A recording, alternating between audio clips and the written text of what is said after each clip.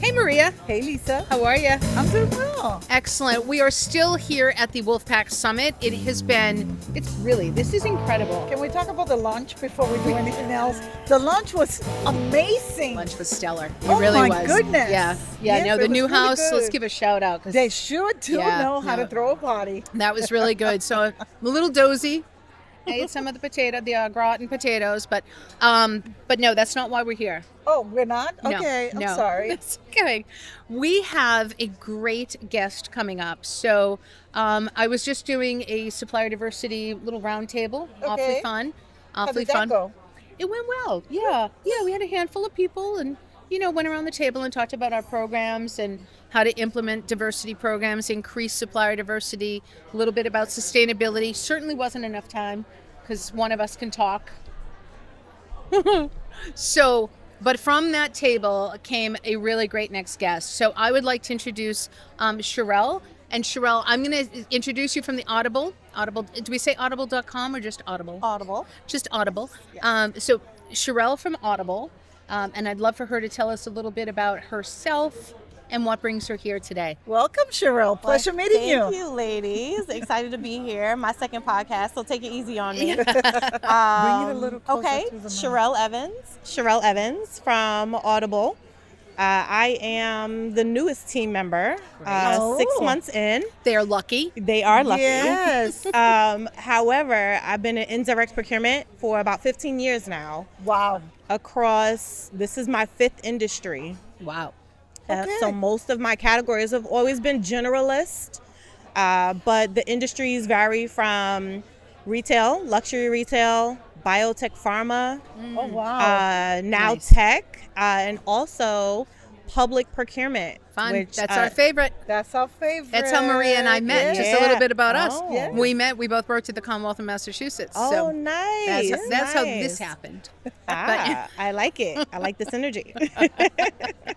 So yeah, just, finding my way, but always love procurement. I can't do anything for full price these days. I'm always shopping. I never, take no for an answer. The old. There you go. Always thinking outside the box. But this summit has been really, really good. Yeah. Yeah. The networking, the different people from all over, the suppliers here, the conversations. It really optimizes my time here because I feel like with larger different climates, with different conferences, you get lost. Yes. That's right. Yeah. It's back to back. You don't get that intimacy where you can have the conversation because you have to pay attention, and there's good breaks here. And I must confess, the lunch was good. Lunch was good. The lunch was good. I am feeling a little doozy myself, so I'm trying to perk up a little bit. But yeah, that's a little bit about me. That's great. Well, thank you. Thank you so much. And, Sure. so Maria and I, as we said, we did meet in public procurement. She worked for the Supplier Diversity Office of Massachusetts. Oh, yeah. I worked on the procurement side. Okay. But we had a really wonderful synergy. So I think I alluded to that at the table, right? We Yeah. had Bill McAvoy, who was just, Oh. shout out to Bill always. Hey, Bill. Hey, Bill.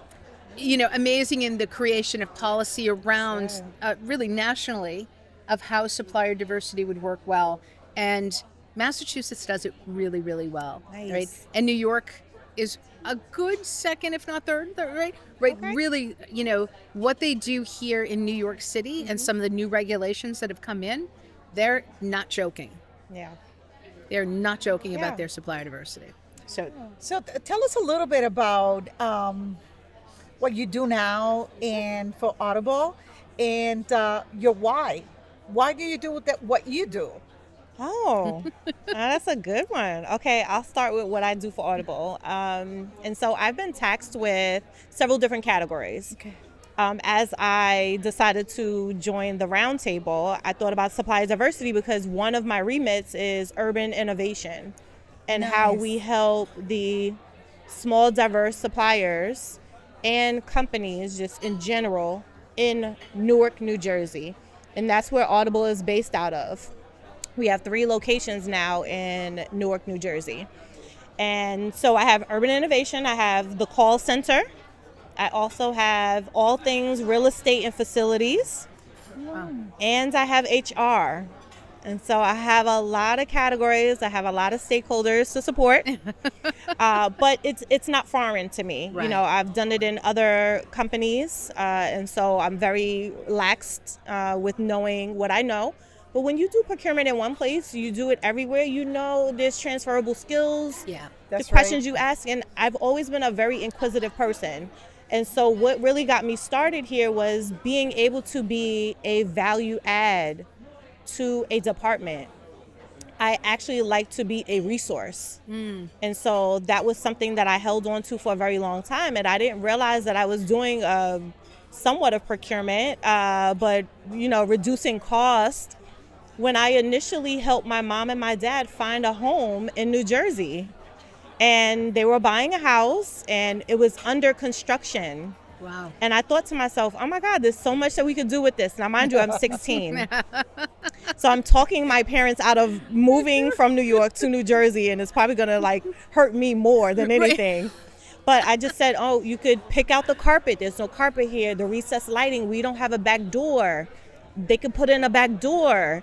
And then she's like, well, there's 4 bedrooms. There's only 3 of us. And I was getting ready to go away to college. And I said, well, why don't you make the 2 bedrooms into 1, make it a big ensuite, and do all of this before you close. So negotiate these things. And at 16, I had no clue what I was doing would now Wow. transfer into what I do for a living Right. and that I really enjoy. And so I take a look at that and I look at my 11-year-old. His name is Logan. Hi, Logan. And hey, Logan, mommy's here. I am often finding myself when I'm having conversations or looking up procurement or talking, he's grabbing onto it too. So the Yes. conversations that I have with him is like, hey, if I have to read this book, I want this. Yeah. And I'm like, You're in a negotiation for Yes. the book reading. Love let it. me get back to you on that. And then we go back to the table and I put more on the list. And then he comes back and he says, give me 5 minutes. And so now it's something that I think everyone needs. Yes. Yeah. I think Nice. everyone needs to know how to Nice. negotiate. I think everyone needs to know how to be a resource. And I find myself just not taking no for the answer. It might be no right now, Yep. Right. but if I add on something Yep. and what's in it for you and you find the value in that, and now we are negotiating.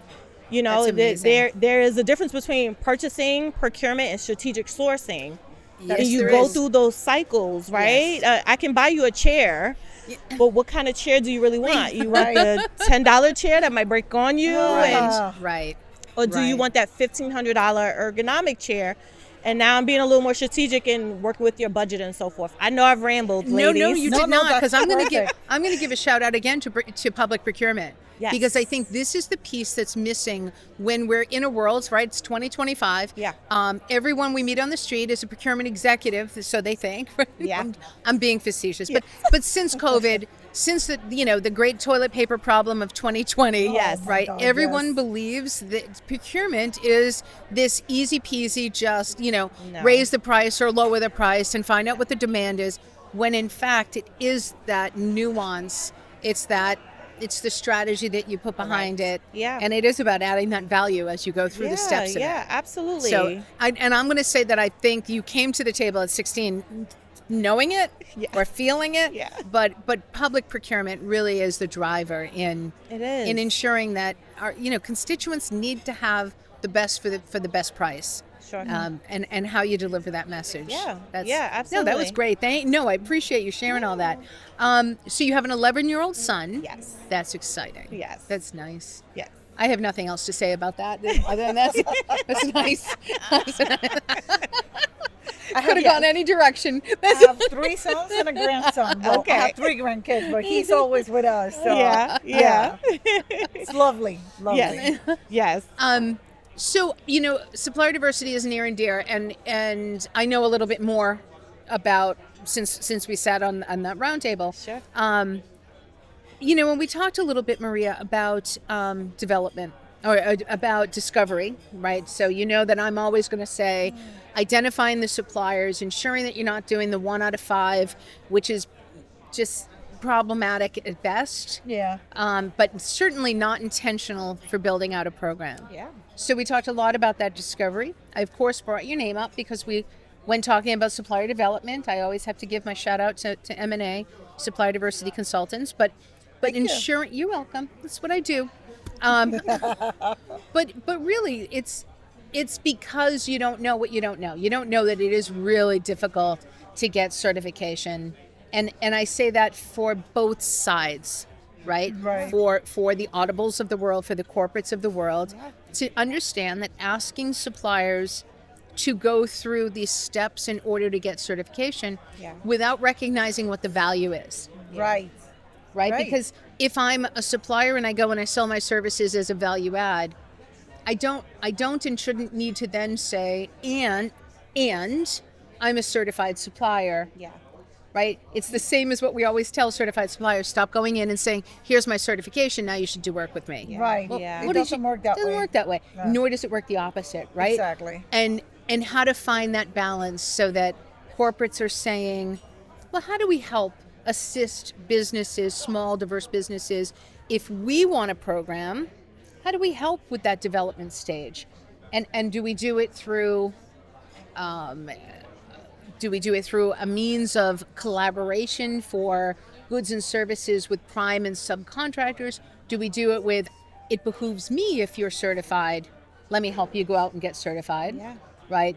And those being some of the steps. But I think this has been a really fun, amazing event. I'm looking forward to staying in contact with you because I Absolutely. really want to hear what, it sounds like you're going to soar Oh, at thank this you. project. Like, it just really does. Thank you.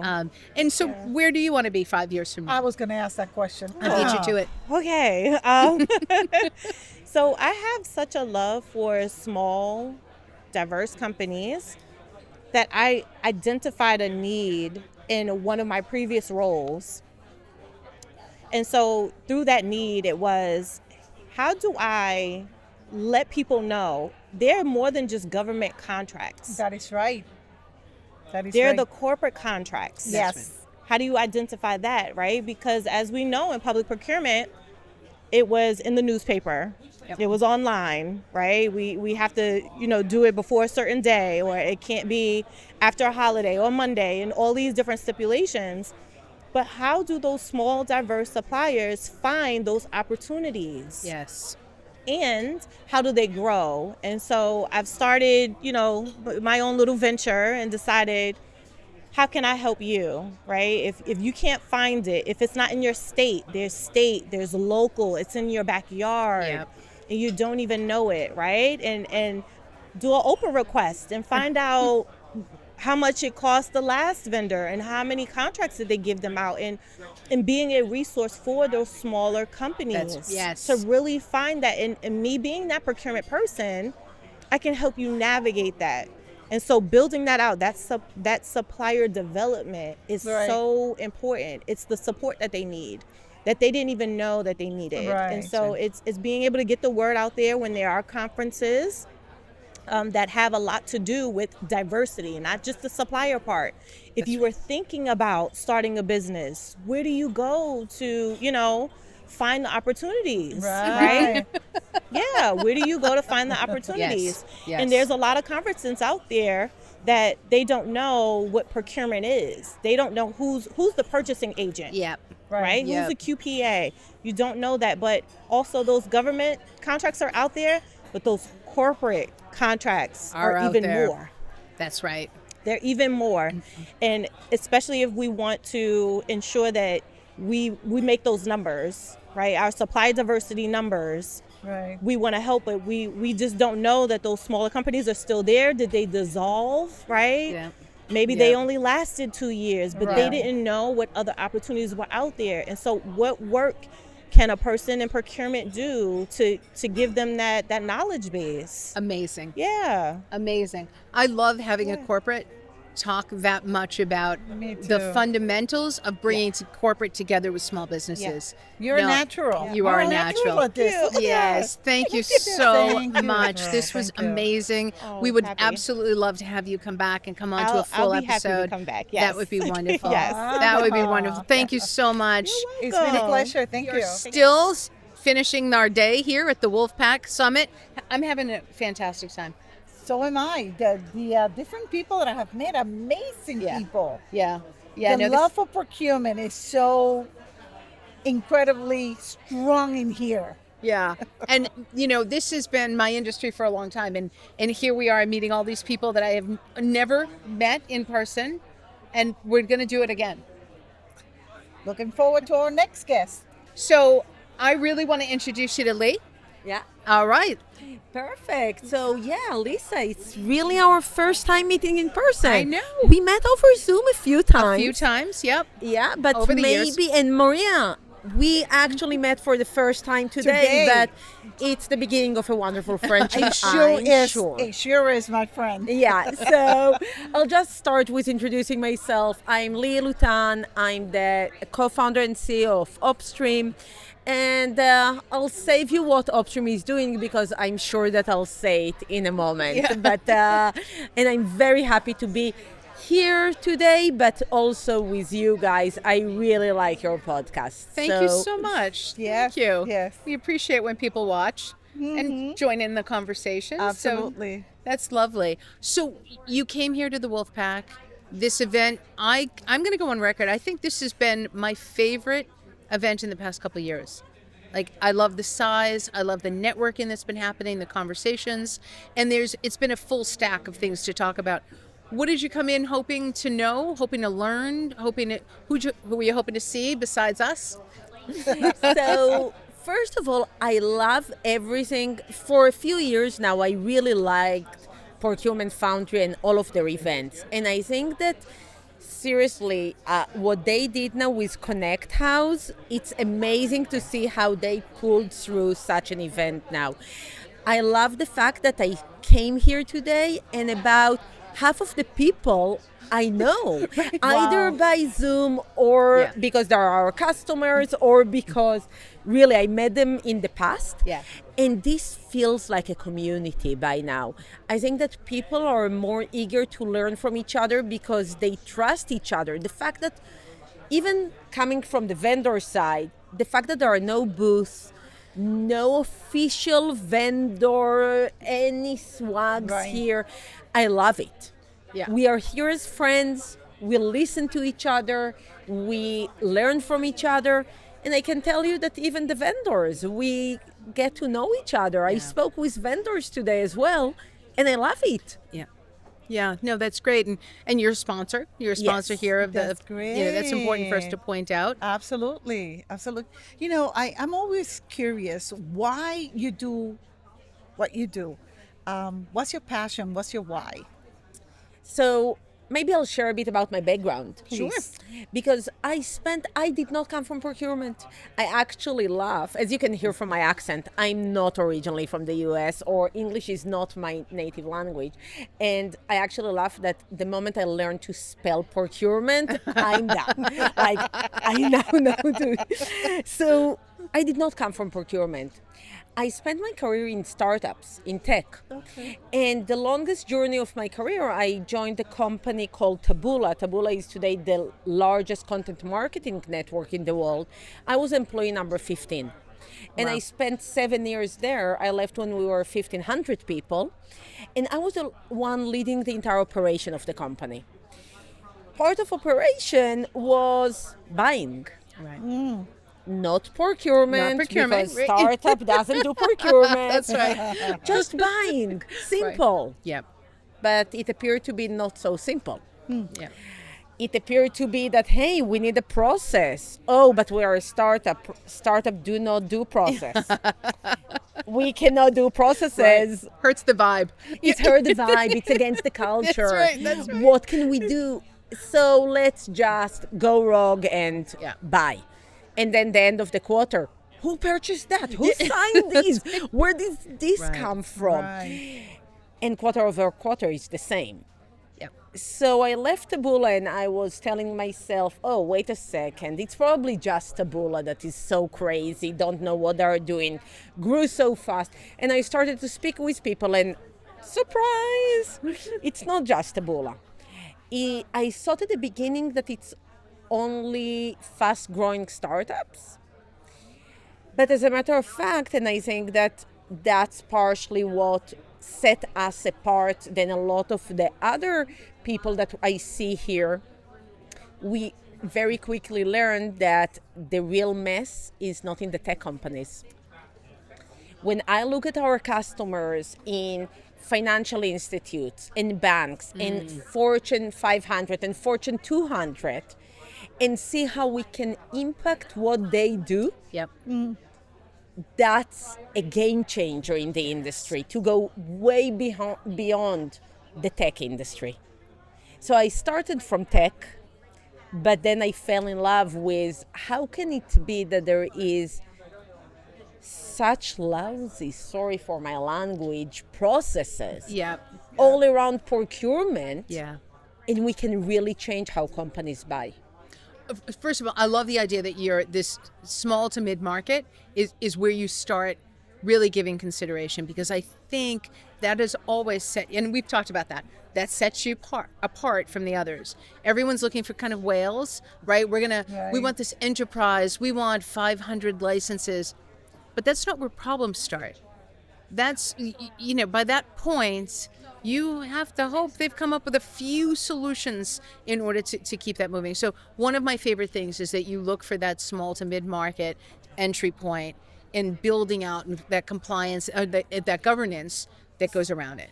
So, as a matter of fact, yes, but we've found that there is another very interesting moment in time that is actually an enterprise but with zero processes. When is that? It's a very specific moment in time. Yes. When there is a spin-off, when there is a carve-out. Yes. When we speak with an enterprise, a huge enterprise, I can give you an example, a customer we just launched this month.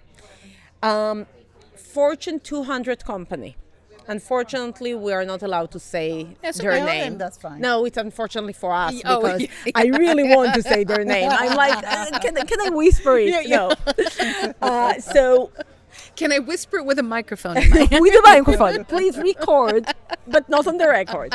So, a Fortune 200 company that did a carve out now for a small department of 50,000 employees.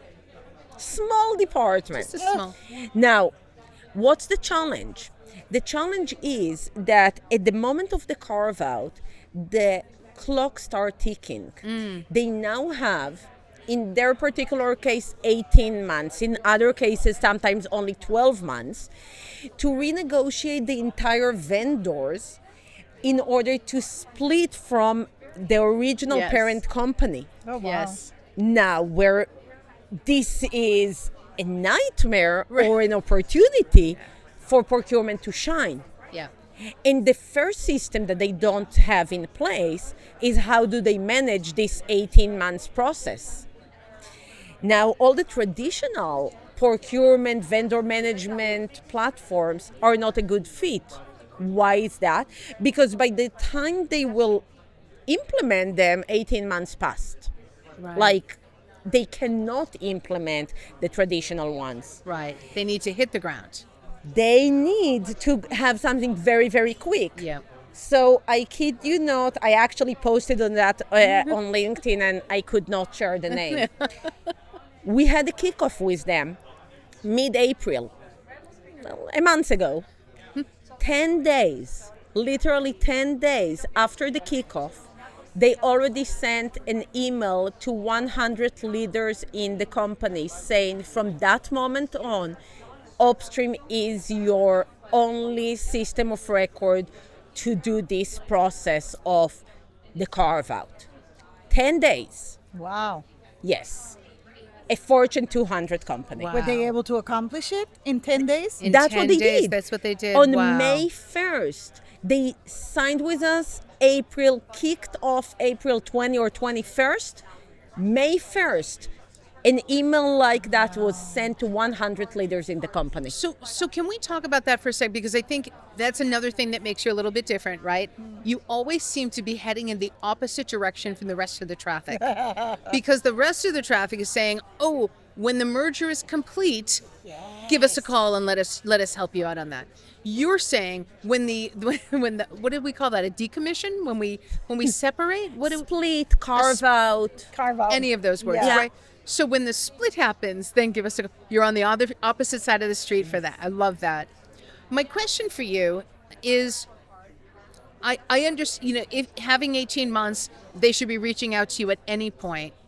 It would seem to me, naively maybe, but it seems to me that if, given the word that there is going to be this split in an organization, that at first time of hearing that, while that association is still maxed, meaning systems are in place, products and everything are in order, giving, to me, that would be the time, and we haven't scheduled or planned this, but giving upstream the opportunity to join forces and integrate with systems that are already running up 100%.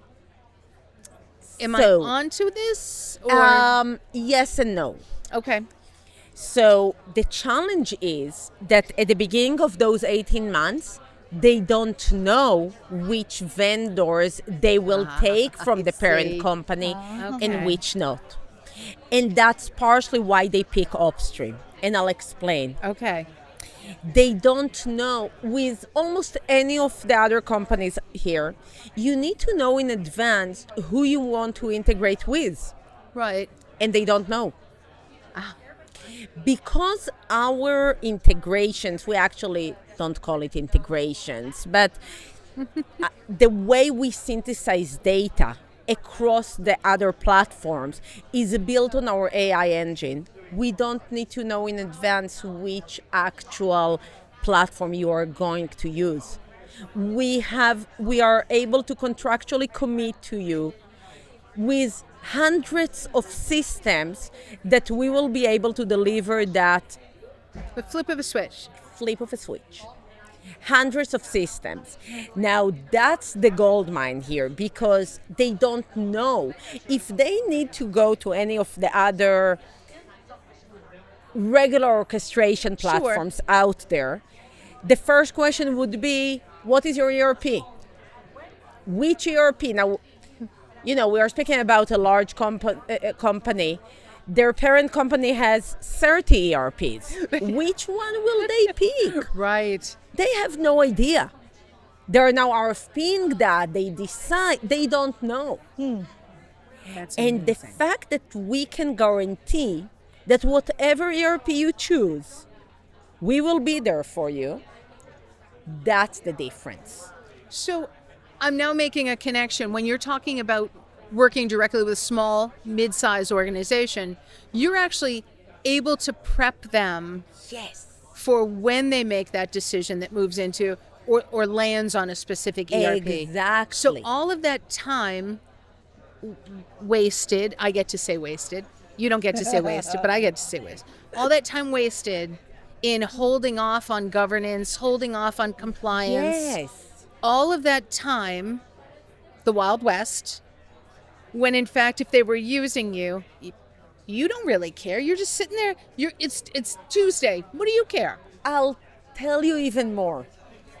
When you speak about AI, you know, the buzzword AI, Yes. ChatGPT, Gen AI, whatever you want to call it.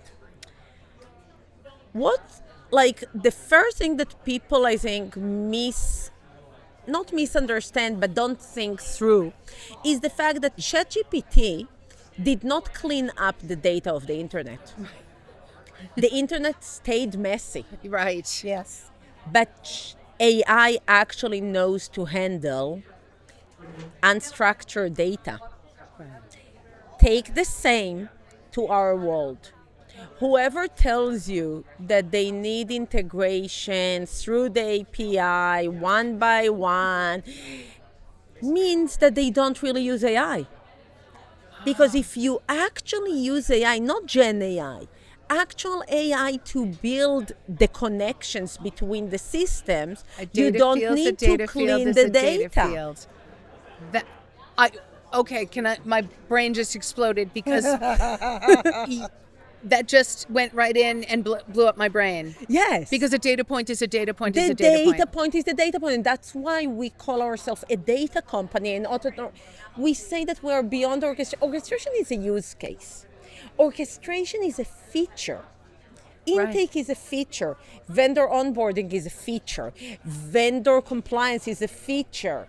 I can continue and continue about features. The real infrastructure is how you handle your data. You don't need to clean up your data. Right. You didn't clean up the internet, and you will never be able to clean up your data. It's an impossible task. That's what we You're do. blowing up my brain. I'm speechless sitting here. You've been able to connect points that, to me before, were not connectable. Thank you. I'm happy to be here. Thank you. Yeah. We're happy that you're sitting there. And that's why we call what we do data synthesizer, Right. because we are focused on the data. Now, it's not sexy like intake, which is the front door of everything. But at the end of the day, Right. ChatGPT is not sexy. No. And No. if I go even back, Google, when Google started, Yeah, Google was not sexy. was not sexy at all. No. One box. What is this one box? We are all sorry. We are all old enough to remember that when Google stepped in, we were used to those portals, Yes. those other portals that had so much on them, and we Right. couldn't find the search box. Yeah. And then came Google. Then came Google. Yeah. Clear. So talking about age, I'd mentioned earlier that I'm old enough that we went from Lotus 123 to Excel. So I feel like we're Yeah, we're it's okay okay. talking about the onset of Google. By the way, one of the things I love about being in the procurement space, I don't feel that old. No. We are That's true. all old, and it's okay. We are old, great. and we Yeah. embrace that. We do well because it's lessons learned. Absolutely. Right? It's Absolutely. I mean there's not many situations that we haven't seen. Exactly. Yeah. Yeah. And we can take it from one industry and apply to the other. That's right. Yeah. Yeah. Yeah. And we all have. Yes, I look at you two.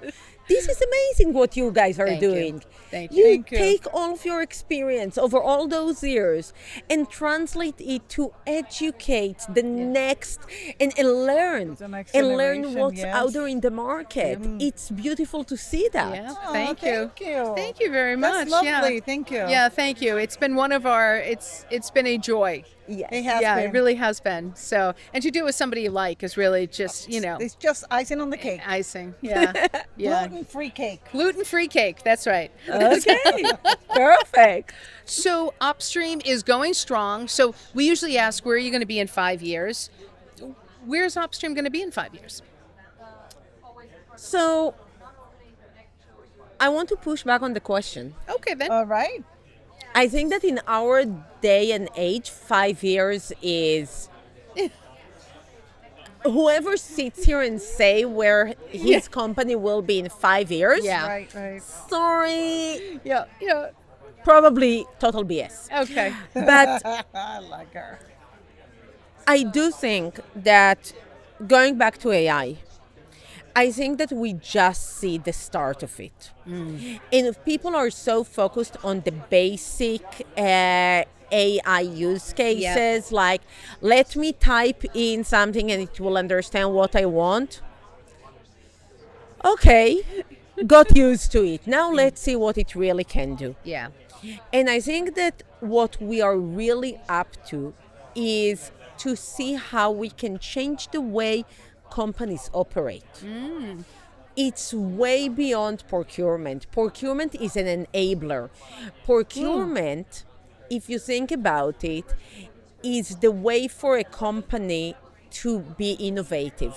To say that one more To time. be innovative. Ah, yes. Yep. If you think about it, in a lot of companies, procurement is the holdback from innovation. So we spend our time talking about supplier diversity and small businesses being the key to innovation. Yes. Exactly. And I agree with you in the respect to, I believe procurement as it's done 90% of the Yes. time is holding us back from innovation. And Purposely. we are on the mission to change that. Yes. Ooh, I like Because- that. I like that. If today procurement are the gatekeeper against AI, for example, why? Because they don't know what to ask. Yeah. They don't know how to evaluate the risk from a vendor, so it's easier to say no AI for me. Yep. No, Yeah. that's not the right solution. And also, the right solution is not to educate all procurement people out there to be AI experts when the AI will change every day. The solution is that your tool will be adaptable enough to verify if your vendors is in line with the new AI mechanism out there, with the new risk factors out there. The solution is not to educate the people, but to make sure that the tools are the front runner for any change in the market. Nice.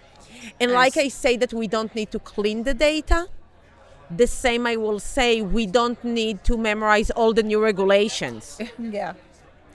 We need the tool to be smart enough, learn the new regulation for us, and verify that all of our suppliers adhere Are to the playing new within regulation. those same rules. Yes. Right. Yep. Wow. That's where Opstream comes into place, way more than procurement, beyond procurement.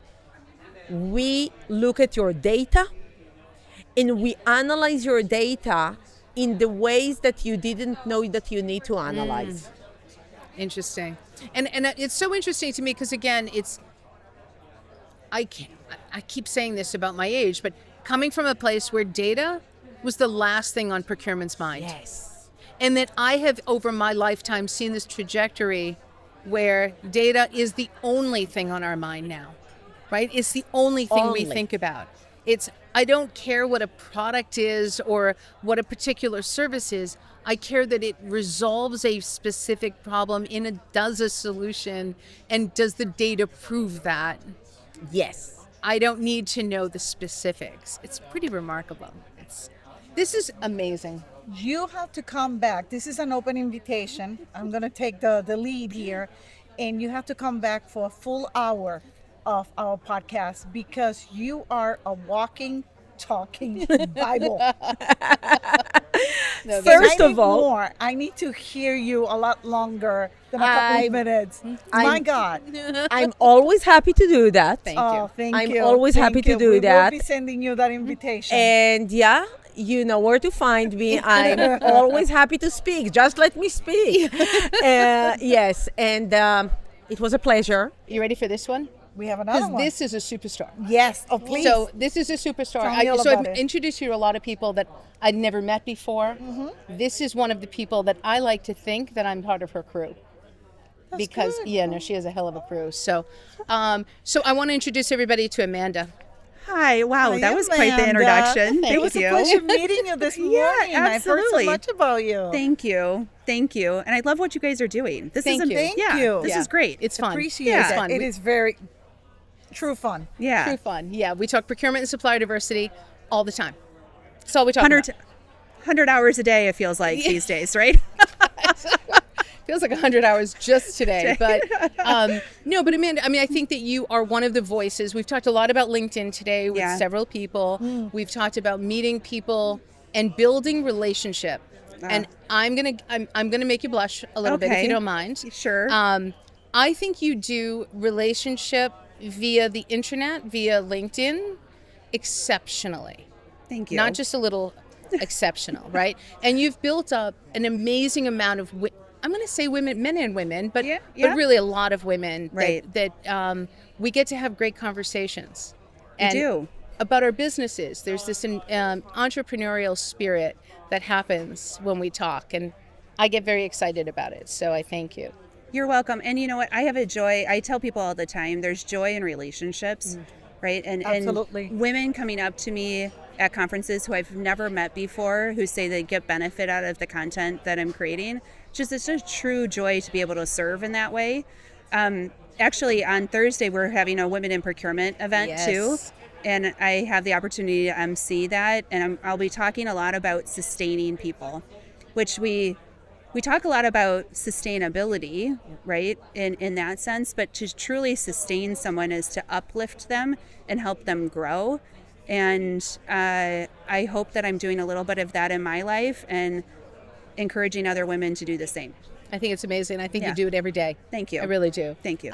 So we've talked. So Amanda's niche, if you will, is really around change management, Yes. especially in the procurement field. But I see that you're stretching out and reaching out to more than just us Yeah. procurement folk, Right. which is wonderful. And I'm hearing your name a lot from other women today. Do you want to? Ooh. Do you want to talk a little bit maybe about some coaching? What is it that you're doing Okay, right? so last year, at the beginning of last year, I had this like crazy dream that I pulled together, and I call it my flywheel. People talk about flywheels in businesses a lot, but I was like, I want a flywheel that's unique to my business, my image, who I am, how I want to serve, and so it started with coaching. That was the beginning of the flywheel, and then it went into group coaching, and then my consulting services, and then managed services at the end.